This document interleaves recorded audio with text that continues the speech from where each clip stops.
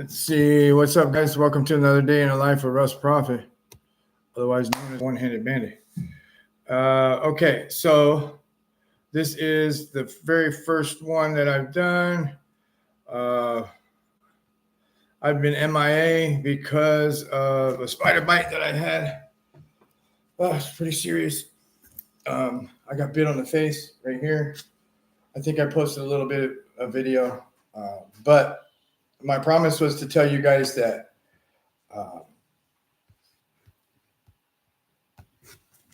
I guess you could say stories about my life. So I figured, why not just start from the beginning?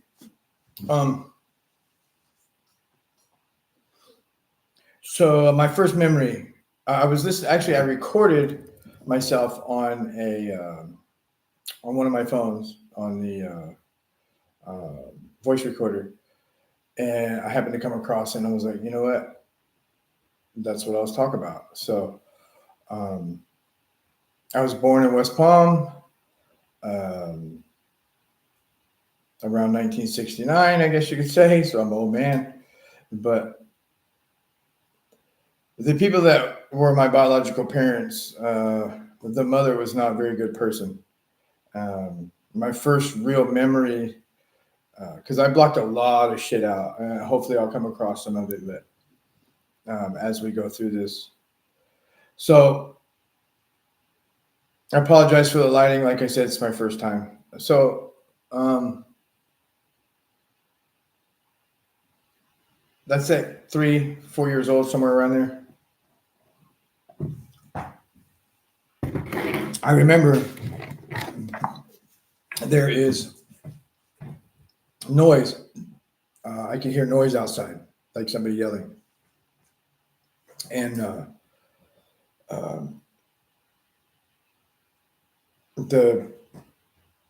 I guess you could say the little room I was locked in. So maybe a tri-level is what they call it. It's like you open the door and there's like 1-2 steps down into this room. And in my mind, remembering it, it's like a big room. But then again, I was a kid. So I was a little bitty kid. So I remember a baby crying all the time. I remember my sister. What I remember is giving her food. I can't recall her face.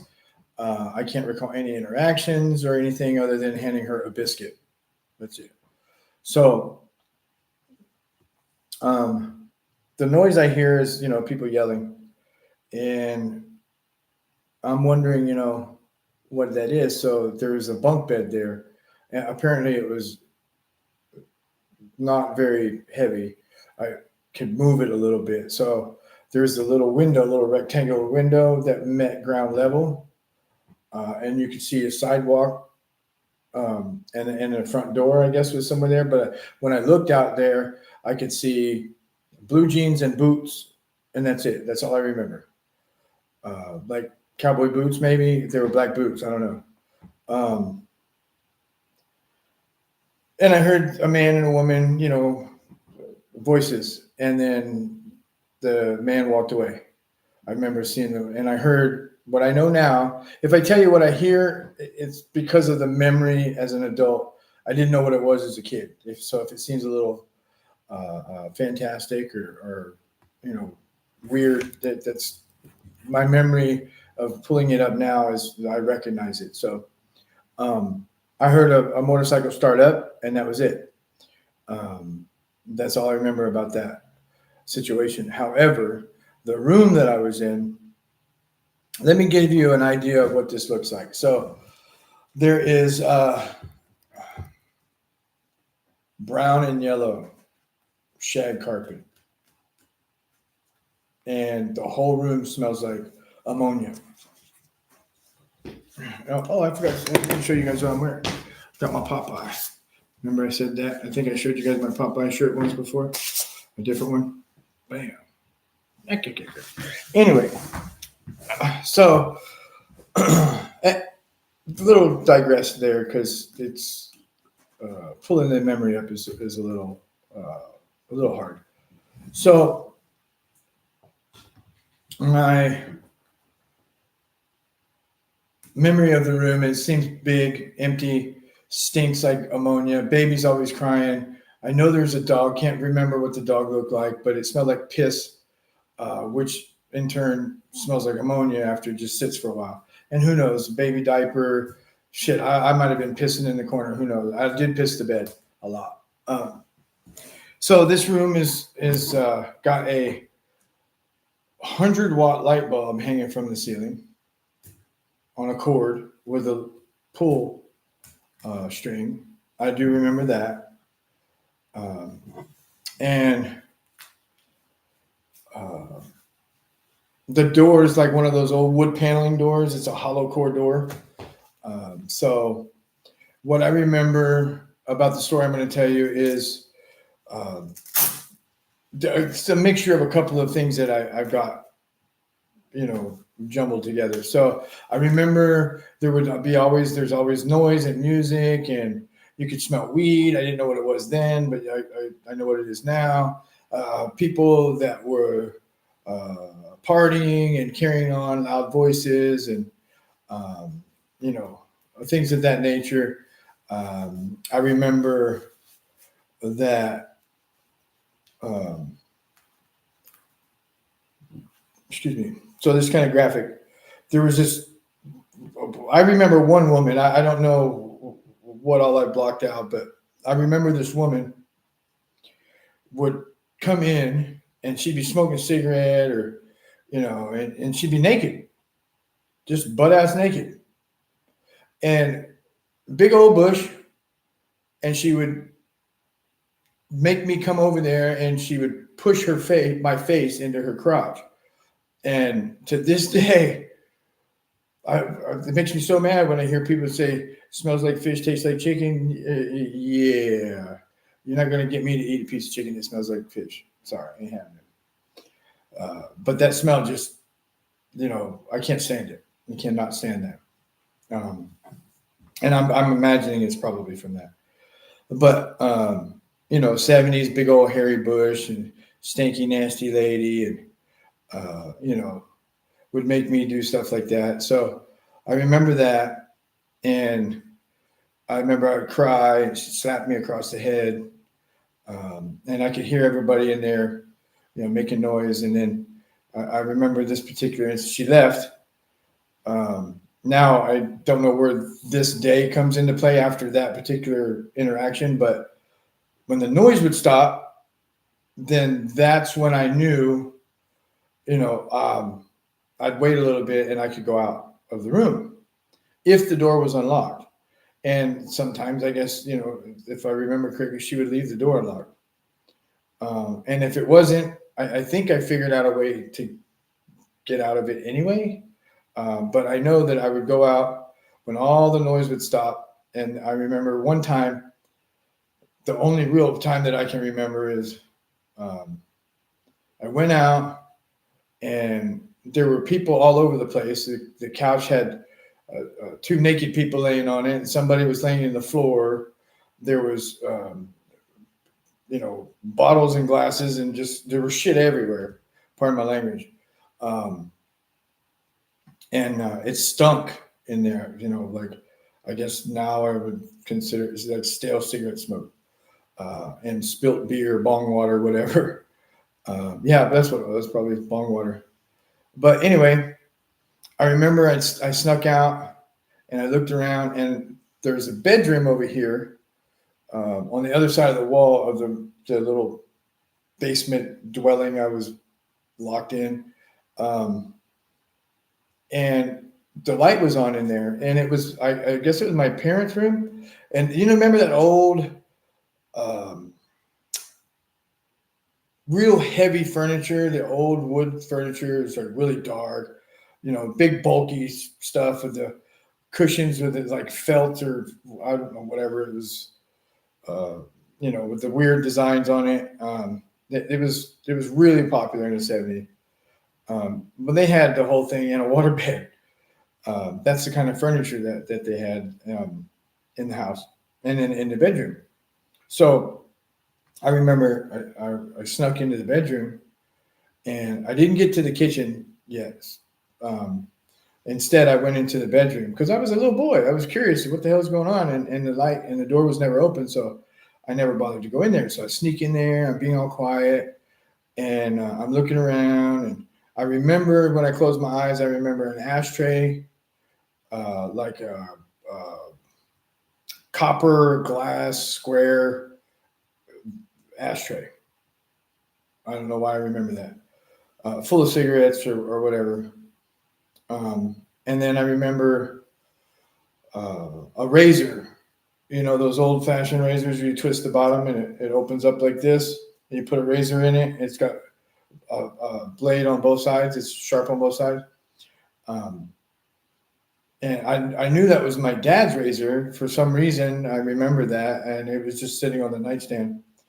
And there was like a empty little box, like a little small box like this, and it had some of the razors in it. It was just sitting there. So I'm playing with it, twisting it like this, and it's opening, and then the razor falls out, and I'm like, made noise. I'm looking around. Nobody said. And then I grab it, and I was like, oh, wow, this is flexible. Check it out. Again, I'm a little bitty boy. And it went boing across the room.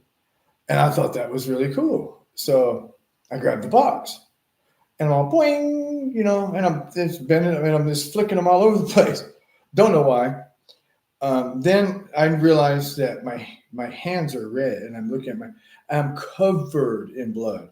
There's just blood all over my hands, my arm. It's just all over the place. So I start crying and freaking out, which wakes up the monster. And she gets it. What the? Da, da, da, da. I remember her yelling. And I remember her saying something like, and goes into the bathroom, something about you fuck everything up or something, and wraps my hand with a hand towel or something like that, just a towel, and then drags me into the kitchen and just forces my hand underneath the water to rinse off the blood. And it was only a couple of cuts. I don't know. She just wrapped it up with something, and that's all I remember about that incident. That's it. Other than her whooping my ass. Excuse me. So I didn't get a chance to go sneak in the refrigerator or into the kitchen. So she threw me back in that room. I heard her lock the door. I was like, well, damn. And she turned the light off. I couldn't reach the thing, and the light was on all the time. So if you've ever been locked up or been in a situation like that, where the light stays on all the time, it's not cool. So anyway, she turned the light off. It's pitch black in there though, which was really freaking it was very scary, especially after that ordeal. So I just remember that's it. That's all I remember. I do remember a time where I would sneak out. I remember sneaking out, and I don't remember how or what, but I know from documentation, from records, that I would take food from the refrigerator and I'd take it in there. That would be the reason I would go out. That's why I was waiting for everybody to. When things were quiet, that's when I knew. So I go and I get food, and I guess I take it back in there and I put it in my pillowcase or something. And I remember giving my sister a biscuit. I don't know why I remember that, but I remember her giving her a biscuit. And I remember, which I'll tell you later on. I'll just tell you later on. But so here's what happened. I don't know how far apart it was, but I do remember that day that I went and was playing with the razor blades, that I grabbed this big giant book of matches. There was like this big book of matches, and again, remember, I'm only 3.5, 4 years old, maybe at the most. And the next thing I remember is the quiet went. There was quiet. Now, I don't know. It's not the same day. I don't think it's the same day because I don't remember any pain or blood when I'm doing what I'm doing. So I would pull one of those off, and I knew because I'd seen people smoke with them. I'd seen adults light them up or whatever it is, smoke cigarette, whatever. So I knew how they worked. I'd strike one and I'd sit there and I'd let it burn. I said, "Oh, that was cool," and it got really low, and I was like, it burnt me. I let it go. It went out. And I remember moving, I guess, the bed, the bunk. Somehow I got it over to the underneath the light bulb. I think that's how I would turn it off sometime. So I go and I get up there and I was like, man, that light bulb, because you could feel the heat coming off of it. It was very hot. I mean, back in that day, incandescent light bulbs, 100-watt light bulb was freaking burned the crap out of you, like bad. So I touched the match to it, just held it there, and it caught it on fire. And I was like, "Oh wow, that's cool!" I'm a little boy. I do that a couple of times, and I thought, "Well, man, that's pretty neat. Let me see what would happen if I, touch the whole book to it." So I just held it, because it's like this wide. There's a crap ton of matches, and I'm bored now. So I'm like, and I hold it there. And guess you know what I'm sure you can imagine what happens next. Excuse me. So that catches on fire, obviously. The whole thing lights up. And I drop it. And there's no way it's going to go out. Like one match, you burn it all the way down to the bottom where it touches your finger. If you drop it, it'll probably go out like the others did. Not this. It hit that shag carpet. It was soaked with piss and shit or whatever else was on there. And man, it lit up. And it freaked me out. So remember now, everybody's out. I don't know who's out there, but the party's over basically. There's no noise. I'm beating on the freaking door. Remember I told you what kind of door it was. Remember the old-fashioned, the wood paneling was it was all about wood paneling back in the day. The cheap stuff, easy to line. There was no, I don't know, but it was a hollow core door. So when you hit it, you can hear it. I'm beating the hell out of that thing. The fire's getting bigger. It's getting smoky. There's no ventilation whatsoever. I'm freaking out. So I just beat the shit out of the door. And apparently, I don't remember doing this, but apparently I grabbed both my brother and my sister after beating a hole in the door big enough for us to go through.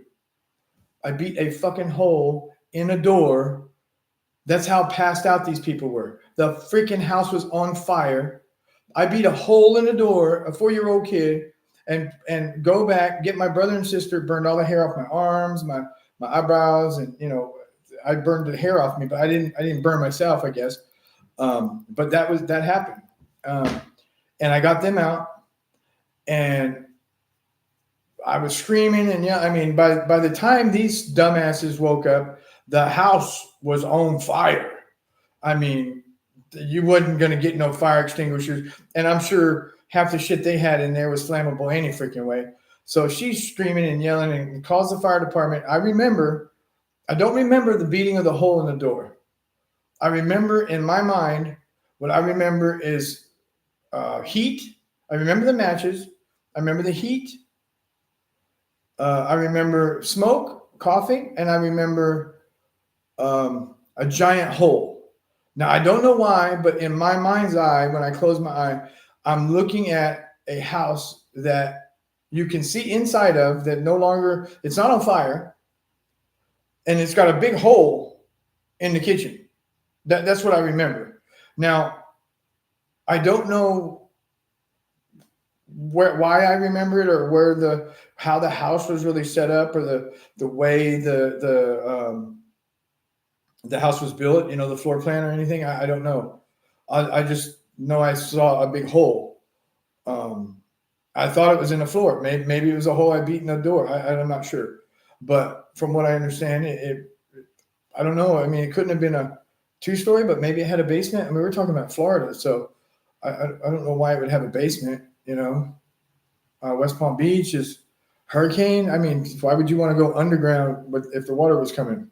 I don't know. But I remember a big burnt out whole is what I remember. I don't know why. Standing in front, and I heard, I can't do this anymore. I don't want him. All he does is start shit, blah, blah, blah, blah, blah. He pisses the bed all the time. Yeah, maybe it was because there's some tuna fish smelling chick coming in the freaking room and making me eat her cooch. Maybe that might have something to do with it. Maybe because you locked me in a place, made me take care of a baby and a little girl, and you starved us to the point where I had to go get food and hide it under my fucking pillowcase. Maybe that's why I pissed the bed. Could be. I don't know. I'm just saying. Dumbass lady. You'll have to excuse the foul language. Hopefully I don't get in trouble for that. Sorry, YouTube. But it's described on here what this channel is for. So with that being said, now the whole yelling and of that, I don't want them. They're just going to have to go with you. And I remember, we're not raising any more kids. That's all I remember. Well, the story goes is my mom, no, she wasn't my mom. She was a fetus carrying whatever, POS. She's not a very good person.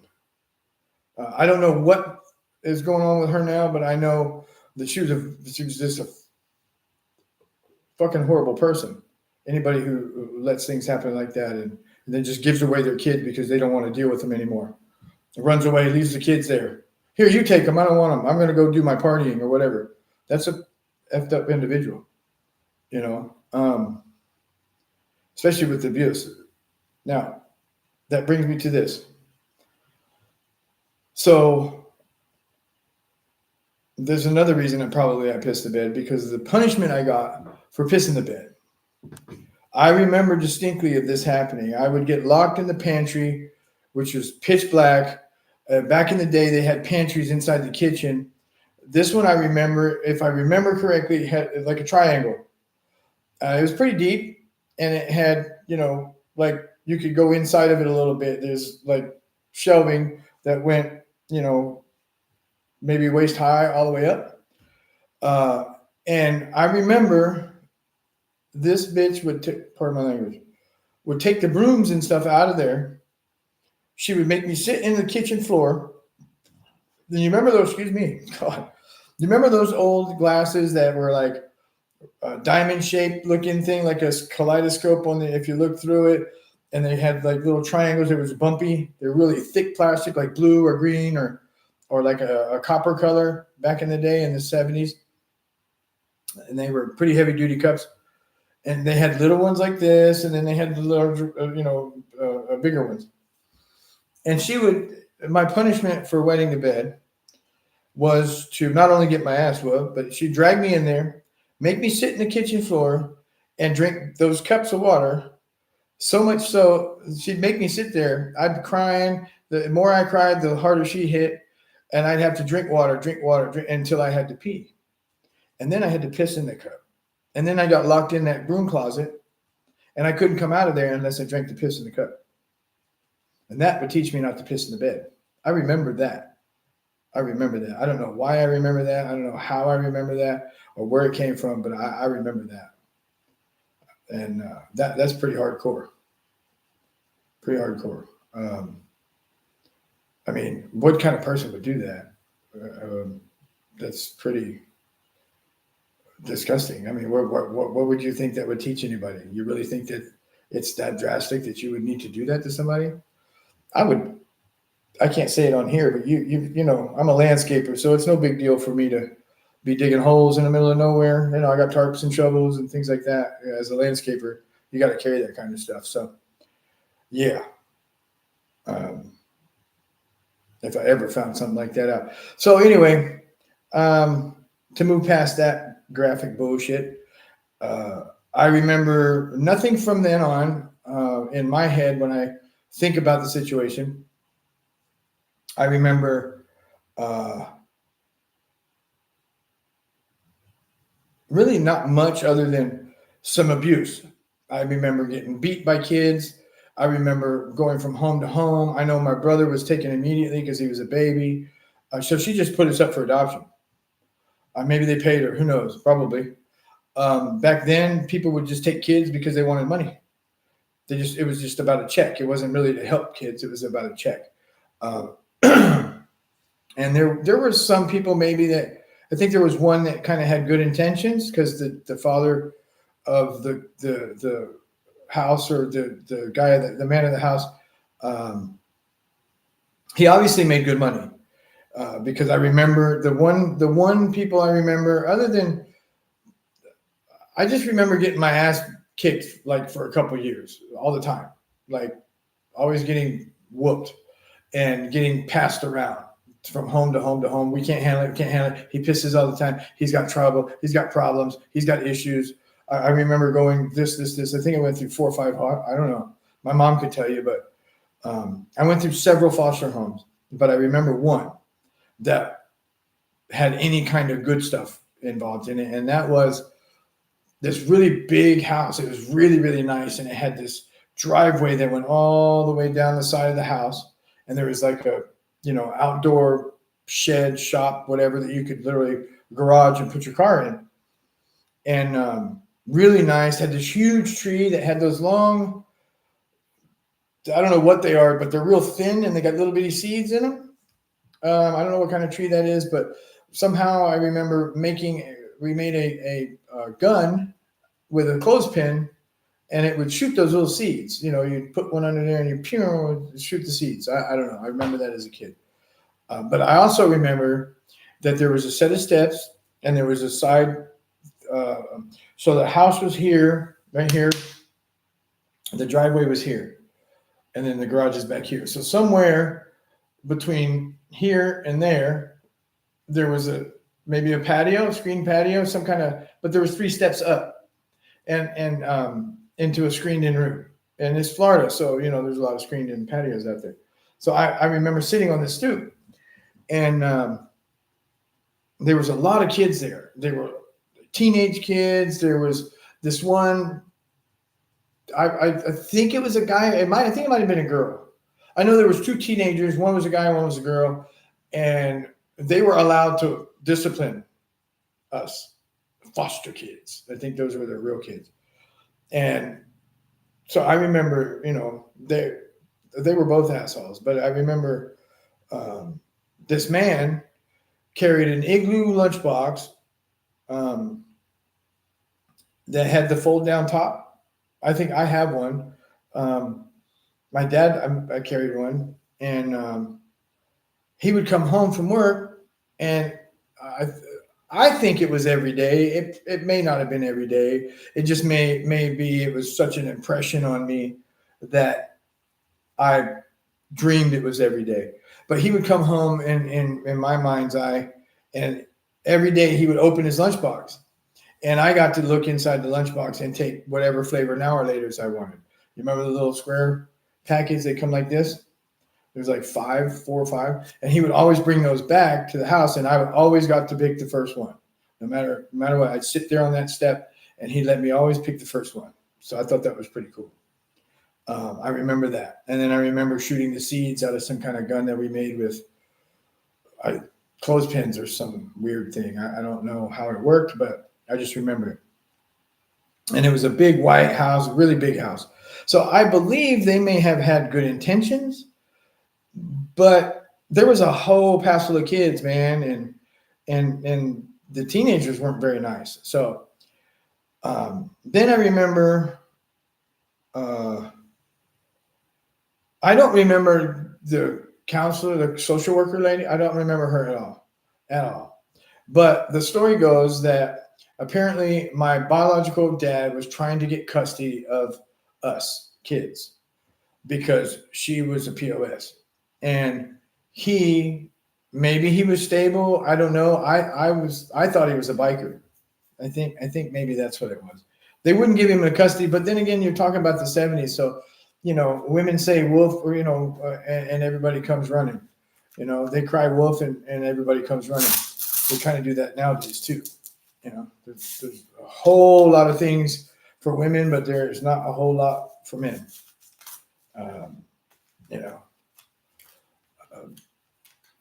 You can agree or disagree, but If you were a homeless woman at 3 o'clock in the morning and you needed to call somebody, you need somewhere to go, you got like 15 different places you could call. If you're a man who needs to get out of your house because of whatever crap you're going through and you need someplace to go and it's 3 o'clock in the morning, you ain't got nowhere to go. Nowhere. Where are you going to go? You don't have anywhere to go. You could call maybe the homeless shelter, but they're not going to come get you. If you're a female, Uber, whatever, they'll come get you. They'll figure out a way to get you there. So, and that's fact. That's actually transpired less than 2 years ago. So my point being is he tried to get custody, from what I understand, of us. I was always under the impression that he was in a motorcycle gang. I believe it was Hell's Angels because that's where it started from, was in Florida. The original chapter was Palm Beach, maybe, or Broward County. I'm not sure. Somewhere in Florida. I think so. I don't hold me to that. But nonetheless, my next memory. Now I know what happened between this memory because I've seen the pictures and I've talked to my parents and I've read the stuff. But my next memory is walking into this room. It was no big deal. I'm just going to another fucking house. These people, I remember the social worker said, that's right. I remember this. This is George and Faye, Mr. and Mrs. Proffitt. They'd like to, see if you would like to go to their house. Would you like to go with them? They'd like to take you and take care of you. I think there's something like that. I'm pretty sure that's what she said. This is Mr. and Mrs. Proffitt, and they would like to take you home with them and take care of you permanently. I think they said. And I'm like, okay, whatever. I'm at the zoo, running around my little candy striped shirt and my little 1970 short pants that we used to wear, like Jerry, what's his name? The little fluffy haired gay dude that would do exercising back in the day. And wear those shorts. I can't remember his name, but y'all know who I'm talking about. And my mom always told me, she's like, because I was always climbing trees. I love to climb trees. That was like my safe space. I don't know, I could always go up there. It was peaceful. Nobody would see me. I could see other people, but they couldn't see me. It was quiet. And it was just like my peace and quiet. It was just my peaceful place. I don't know. I'll tell you a story about that later. I got in trouble one time. So my mom always told me, I should have known you would like climbing trees. We adopted you. When we adopted you, we found you at the monkey cage. We got you at the monkey cage. That's what she said.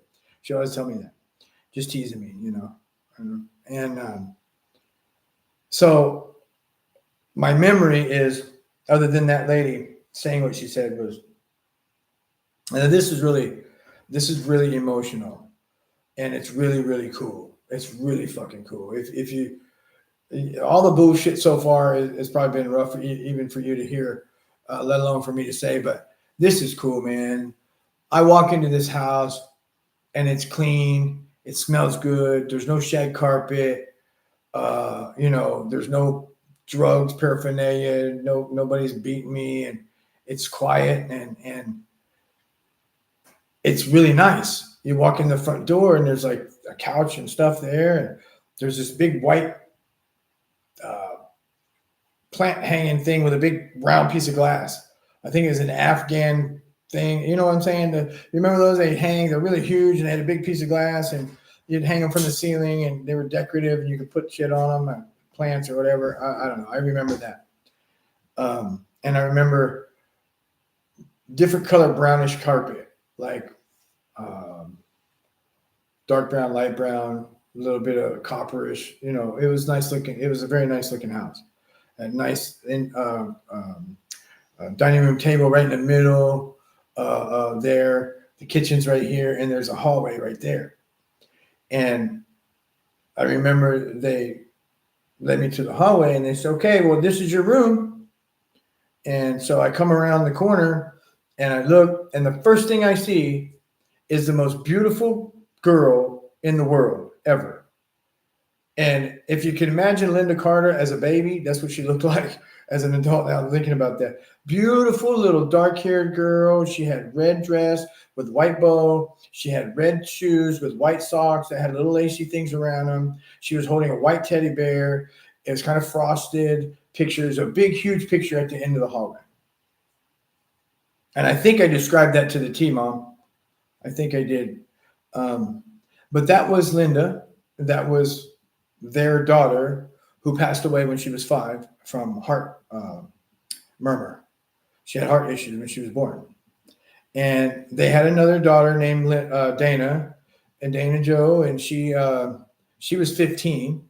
So, you know, here I am, a very troubled 7-year-old little boy coming in, and she's 15, and I mean, she's already in high school. And yeah, I was kind of, who knows? I do know that they did not know the extent of my issues, you know, what was really going on. I don't think the social worker told her. She's just like, oh yeah, he's cool. Here, sign right here.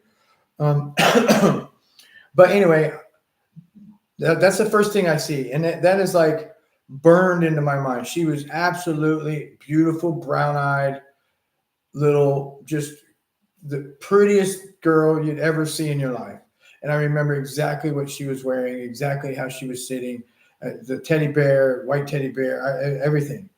I bet you $100 that I described that right. And I haven't seen that since I was 18. So, but nonetheless, I digress. So I go and I get to the doorway and I look in and I was like, just mesmerized, just have jaw drop. What? There's blue, shaggish carpet, you know, like light blue and dark blue, all red, white, and blue. My mom literally had taken the time to take an old dresser and wallpaper red, white, and blue stripes, and she even cut the corners to get them to meet on the corners of the drawers. I remember football curtains with the matching bedspread and a pillowcase and a stuffed animal, maybe, I think. And I really remember the piggy bank of a little boy football player, and it was blue and white. And it was a funny thing because that was my school colors.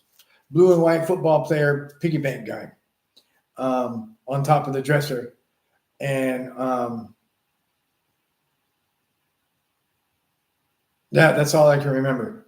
I was just amazed. It was just the most awesome thing ever. And I'm like, this is for me? This is mine? Like, for me? And they're like, yeah. I was just like, wow. It was wild, man. It was so wild. And it was just like one of the happiest things I can remember in that part of my life. It was just so amazing. It was beautiful. And it meant so much to me, you know, and I still remember, you know, I mean, if you can remember a detail like your wallpaper drawer faces, you know, the faces were wallpapered with red, white, and blue stripes. And the corners were cut so that you could fold them, and they looked good. It looked really awesome. It was very thoughtful, and it was very hard work. It was a lot of hard work. But that's nothing compared to what they had to go through once I got there. So that is the beginning, you know, that's the beginning. From then on, memories are shoddy. I learned very quickly at, you know, a very, very young age how to block things out of my mind. And it became such a natural and, I guess you could say, subconscious reaction to things. It didn't matter what it was. I blocked so many things as a little boy that it became natural, and I blocked things that I probably shouldn't have. But that is the beginning of just another day in the life of Russ Proffitt, man. That was pretty. Uh, that was pretty hard to hear. I imagine, and it was pretty hard to go through. But because of loving, wonderful people, and the fact that I went through all of the beatings, I went through the drinking of the piss, I went through the abuse, I went through the starvation. I mean, here's what I was going to tell you. My dad told me one day, he said, "Hey, boy, come here." And I thought, "Oh shit, here we go already." You know, he says, "What's this?" And there was food in my pillowcase. And he's like, "Come here, let me show you something." He took me in the kitchen. He opened the refrigerator door. And he says, "You see all that?" He said, "You see what's in there? You can have anything you want. You do not have to hide food. You'll never go hungry. I'll make sure you'll never go hungry. You don't ever have to do that. You don't have to put food in. You don't have to hide food. You can have anything in there you want." And that was just such a weight off my shoulders, I guess you could say. It was so hard to believe, you know. And there's a couple other things that he did that just made me fall in love with him if I could ever be anybody other than Jesus, it would be that man right there. He's the best man, the greatest man, and I love him. I still call him Daddy. I'm 56 years old. I still call him Daddy when I talk to him. He's getting up there, and Dad, if you have a chance to watch this, man, I love you so much, and I'm sorry I've been such a pain in the ass and such a worry, but you know you don't have to deal with that anymore. And my work ethic, all of it comes from him, and I guess you could say my determination and my stubbornness and my mouthiness comes from my mom. But those are good qualities, you know. My mom don't take shit from nobody. She'll tell you how she feels, and she don't give a damn whether you like it or not. She gonna tell you the truth, and if it hurts your feelings, well, oh well, you know. I think she's the original creator of "It Is What It Is." But anyway, I love them so much. They're such wonderful people, and you know, one of the things that we'll get into some other time because my little thing went off is I'm not where I used to be. That little boy. So here's something maybe you don't know. If you have issues, you're like, why do I have this issue? Why do I feel like this? Why am I doing this? Why am I, why can't I remember this? Or, why am I afraid of this? Or, whatever the case may be, remember something. I did some research. So there was some really some bigwig people that did some research about, I think it's Yugoslavia. There's this dude, Nikolai something or another, who had the bright idea that the best way to become part of the world stage and be one of the big contenders of countries in the world stage is to have a shit ton of people. The more people you got, the more people you can fight. The bigger your country is, the tougher you are. Dumbass. He didn't realize that you're talking potato farmers. So what he did was he made contraceptive illegal. He made abortion illegal. So you got a shit ton of people who ain't got no money having a shit ton of kids. So what are they doing when they're dropping them off all over the place? The next thing you know, he's got a big problem on his hands. He's got a shit ton of orphans. So all these orphans, and they're getting put into these places. Now, there was just one particular housing thing that they did a research on this one guy. I don't remember his name, but I don't remember his name. So I can tell you next time. But anyway, this guy they did the study on him mostly. And he was very, very young. And they did a lot of, actually, they did more than just him. Maybe he was the one that did the study. Yeah, I don't really remember. but I'll find out. I have it all written down. So anyway, the study goes is what they do is they look at what happens with people as adults from what they went through as a child. So the kids that were there that were, already 7, 8 years old, they would whoop up on the other kids. The babies were left unattended to themselves, as in a crib all the time because there was nobody to take care of them. And the ones that were there to take care of them had no experience in how to take 400 and something kids in this one place, all boys in this one place that I remember reading about. 400 kids and maybe 15 people to take care of them. That's a lot. But the kids were left unattended, so they ended up having learning disabilities. They had anxiety issues. They had itchy twitchies is what I call it, where they can't sit still, like I used to be, or even now. They had all kinds of, social disorders. They had all kinds of relation issues, motor skill issues, all of these things they didn't find out until they got to be adults. So my point being is, if you're going through some shit right now as an adult and you're not sure why, figure out what happened in your childhood and address it instead of blocking it. Because kids are resilient. We're survivors. We are scavengers. We're resilient individuals, and we can adapt, adjust, block, and go through damn near anything. And I wish that all of us could take that part of us as children and bring that into our adulthood. But some of the abuse and some of the things that happen beat us down so much that we lose that part of us, and we get disappointed and beaten down and whatever you want to call it, abused, to the point where we lose hope and we lose, that resilience and sparkle in our eyes. And it can come up as an adult. And a lot of times it doesn't even come up until after you're already an adult and you're on your own. Some of it comes up in adolescence. Most of the time it's as an adult. So my point being is, if you're having problems with, someone who you got a kid that you adopted and they won't sit still, or they have freakouts, or, they just randomly cry for no reason, or something scares the shit out of them that shouldn't, dig into that, find out what's going on, and address it, and do it in a good, kind, and loving way without them thinking that they're the problem.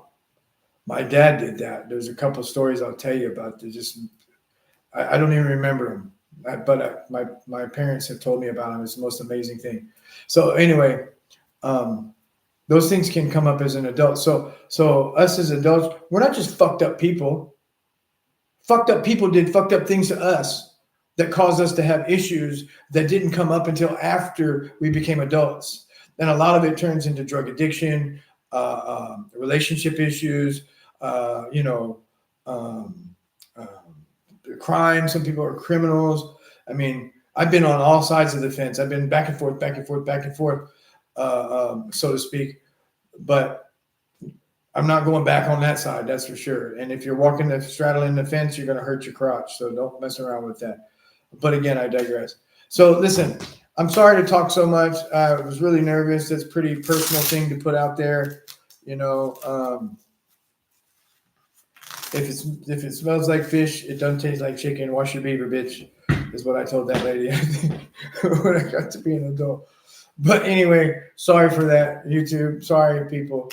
I just had to throw that out there just in case that old nasty hoe is still alive. You're disgusting, and you've ruined me for certain things. So anyway, I just know that from that experience, the positive things you heard me tell you about, the negative things happened, but there's positive things. Like I burned down the freaking house and we got away from that.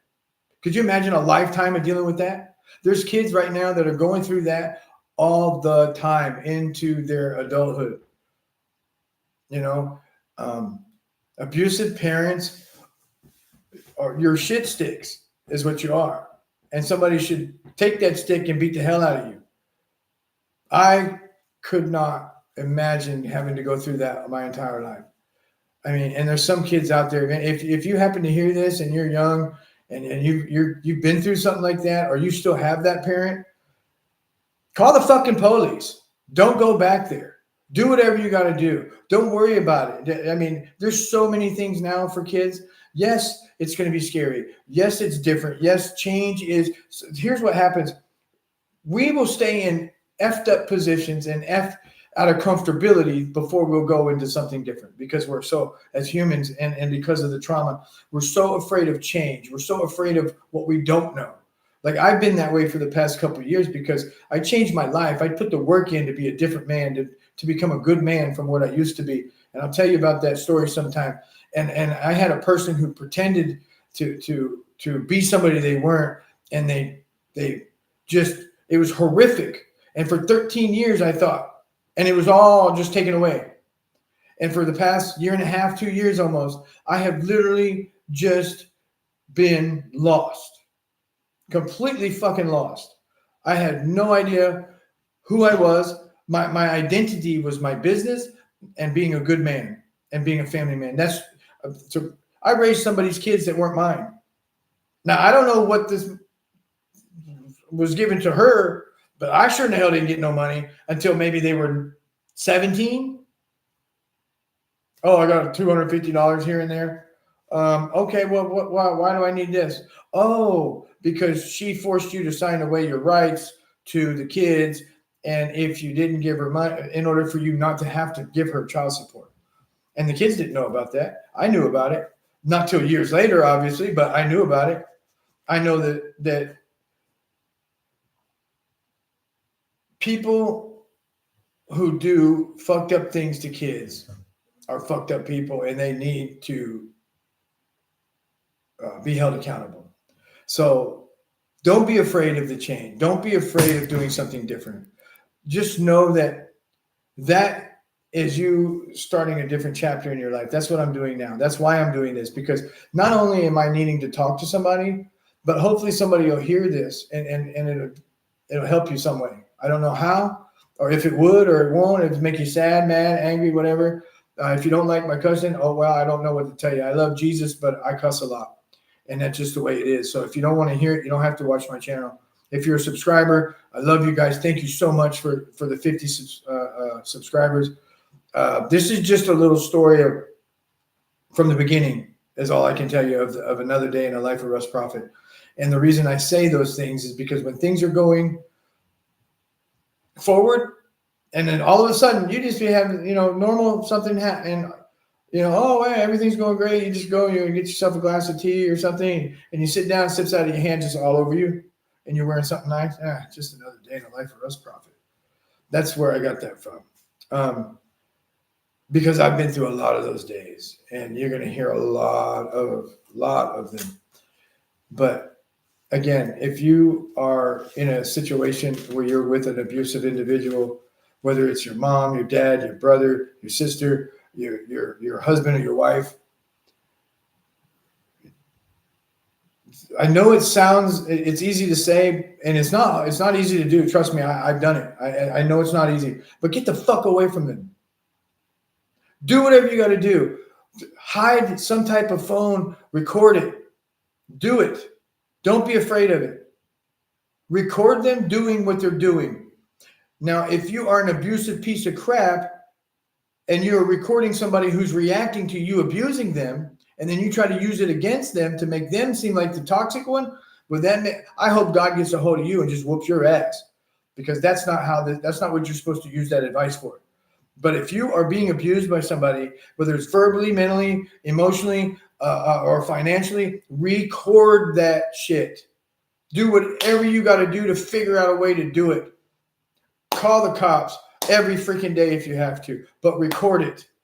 Get a body cam. Go to a policeman and just talk to them. Say, hey, listen, I can't let you do anything about this right now. I can't have you come and address the situation, because you're going to put me in a more dangerous situation. Because a lot of times that's how stupid some people are, is they just want to go and say, well, she said blah blah blah, or he said this, that, and the other, and then what ends up happening? They don't look like that. Their house doesn't look like that. They've got a good job. They make good money, so they get away with it, and it makes it worse for the person who's being abused. You know what I mean? Unless you're going to get a tarp and a shovel, don't go fucking with people's lives like that. Let them come to you and say, hey, go to a cop and say, hey, man, I need something to be able to record this person doing what they're doing to me. Can you please help me get that? Tell them, I guarantee you, if it's a good cop, he'll get you something. He'll buy it himself.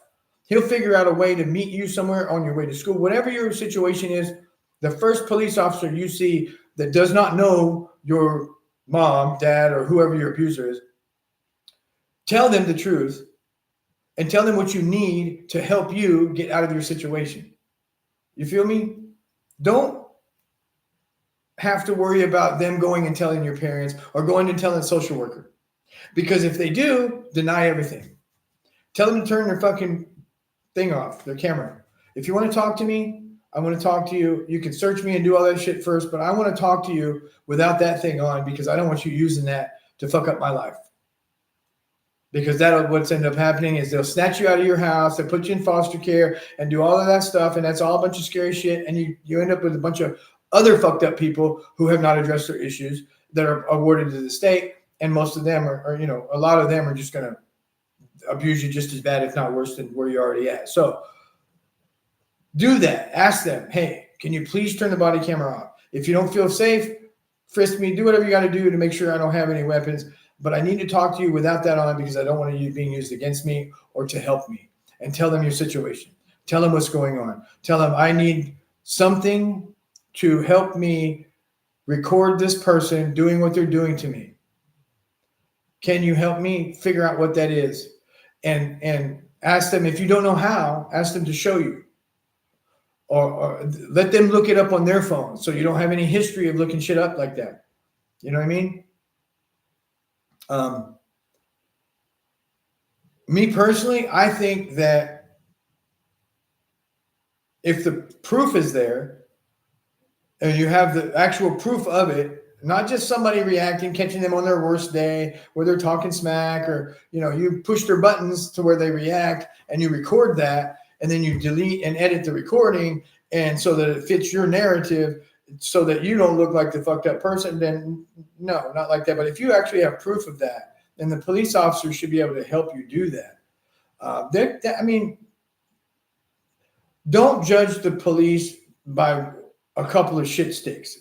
You got racist people in every aspect. You got racist firemen. You got racist social workers. You got racist bus drivers. You got racist, ice cream scoopers.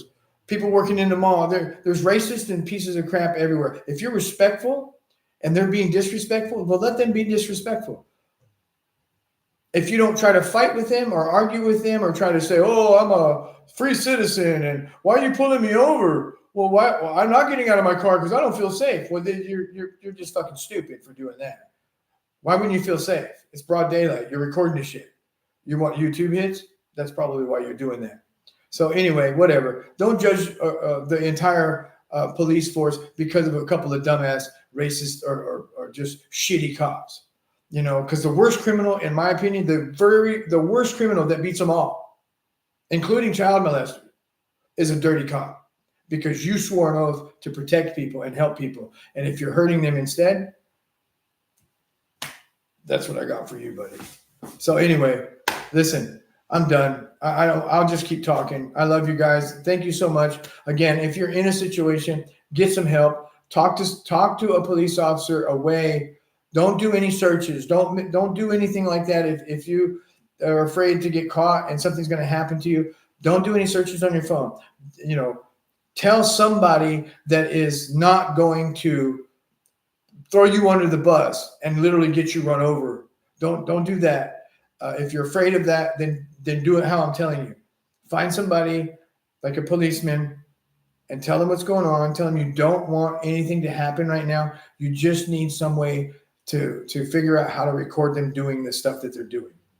Now, if you're just a shit stick kid, you talk a lot of shit, you're promiscuous, you're smoking dope, you're running the streets, carrying weapons, or you're just a disrespectful little asshole to everybody and anybody, well, you know, I don't think you deserve to be abused, but I mean, I'd whoop your ass.